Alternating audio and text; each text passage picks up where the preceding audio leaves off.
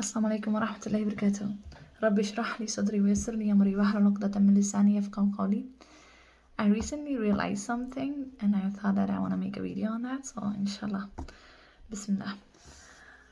I realized over time we have become a people of Bandaid. Whatever the problem comes around us, we look at it and we go, hey, what kind of Bandaid can I put on it?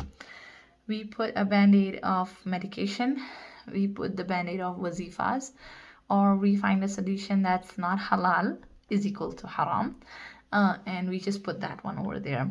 And two very common things around me that I see is one where like single people choose not to get married and they do have the needs, emotional and physical, and they just go around fulfilling them in haram way. And some have the innocent way of going about it when they are not necessarily doing zina, but they do need an emotional connection, so they have opposite gender as friends. And that specific matter can get very complicated because many of the people that are doing that kind of action tend to say no, there is nothing wrong in that, and that's more complicated and problematic because there is a difference between saying something is wrong and you still fall for it and accepting that and doing astaghfar on that versus somebody saying no, there's nothing wrong in it.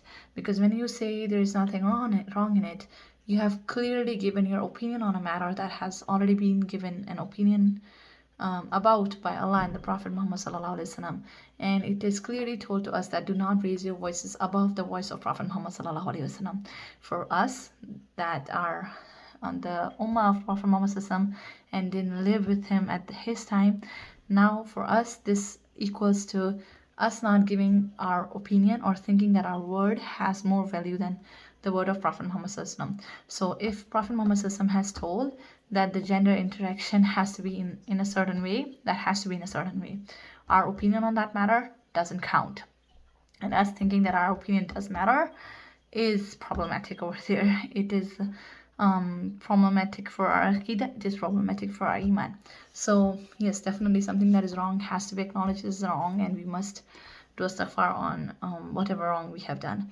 And then the second problem, common example is of marriages wherein people are not satisfied and they go ahead and satisfy their needs in a haram way, or toxic relationships in the marriages when people are choosing to stay in the toxic relationship, not doing anything about it, like not going and through marriage counseling or anything, just putting a band-aid of medication on top of it.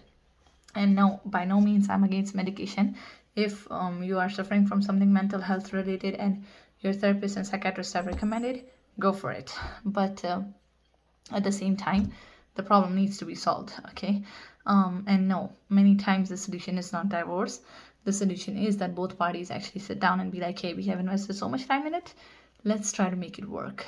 And being humble can really solve a lot of problems if both parties are humble and see what they have actually to lose if they lose the marriage.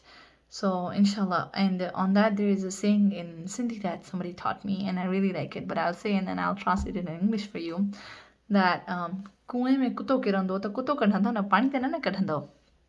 It actually means that if a dog falls in the well, you take the dog out, right? You don't empty the entire well water. So it's like that, like there's a problem, you gotta solve the problem.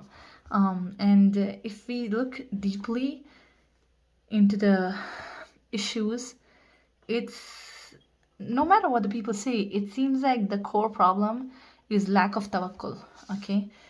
People cannot trust Allah subhanahu wa ta'ala with regards to taking a decision in marriage, okay? Jumping what is expected of them. Do the research about the person and then go for it, okay? Or for example, with regards to marriage, do your work, try to make it work. And if the situation is such worse that it requires divorce, then that is what it is, okay? But that's by no means divorce is supposed to be the first resort at all. We as ummah, as a community, have to save the marriages to the best of our abilities.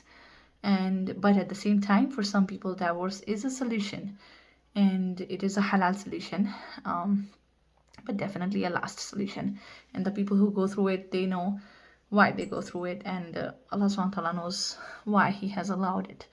For us Muslims, alhamdulillah, So that being said, yeah, we definitely need to work on our iman and tawakkul. And when it comes to Ertugrul, often people say how good it would be if we Muslims could also have swords like Ertugrul. But the truth is, we don't need swords like Ertugrul.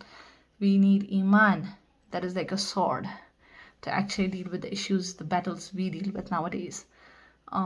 Our battles are battles of deen.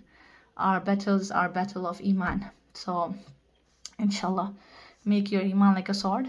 Trust Allah subhanahu wa ta'ala, and whatever the problem is, solve it in the halal way. So inshallah khair. Assalamu alaikum.